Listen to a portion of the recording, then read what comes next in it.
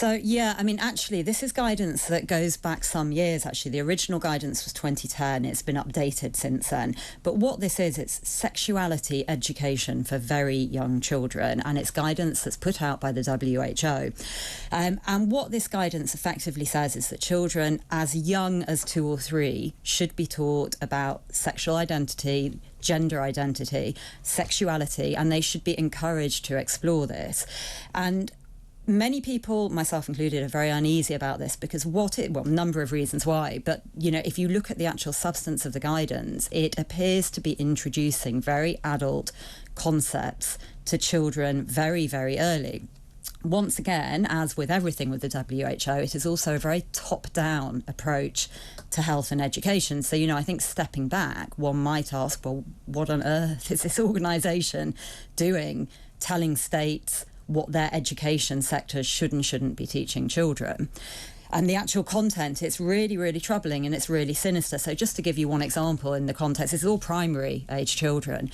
It assumes that primary age children should be taught about consensual sexual matters and non-consensual. And I think many of us would say, well, hang on, that assumes that kids can consent to sexual interactions. I mean, you know, what are we talking? This is young kids, primary kids.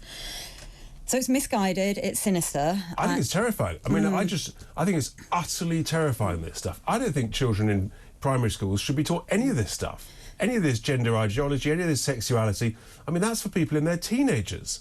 It's a major safeguarding risk. And you've got the World Health Organization. The thing is, if you don't understand something, I generally say, well, follow the money. What are the vested interests in all of this? Well, I mean, there's huge vested interest in the World Health Organization. I don't know about this guidance, actually. That I don't know. I think what is surprising about when this story broke, which it did, you know, it's across some of the papers today, the World Health Organization were approached to say, well, look, will you retract the guidance? You know, it is quite old guidance. And they won't. They stick by the guidance. And not only that, they have an implementation guide. So, and that is across a global implementation of this guidance. And there was a report issued a couple of years ago saying, actually, this guidance is, and I can't remember the exact figure, but it's only partially implemented across the globe. And that's not good enough. You know, we want all countries to adopt this sexuality education guidance. And it does look like some countries, so our government says it has not relied on it, it has not incorporated the guidance. We do know that other countries have, so it looks like Wales refer back to the guidance in their national sex education curriculum. So, you know, this has an impact and it permeates through, and I think it's many parents will be very shocked to understand that these policies. And this is why it's so important we talk about it, because most parents in Wales will have no idea that, in fact, I didn't realise that Wales would, I mean, this is just utter madness. And then you've got concerns about the World Health Organization taking sort of essentially authoritarian powers in future pandemics. But before you know it, this will sort of extend into other areas like this. It will, and I think, you know, it's a separate issue, but what the World Health Organization are proposing to do under the international health regs is exactly that. It's to give themselves binding powers that would, as the regs are currently written, override national sovereignty.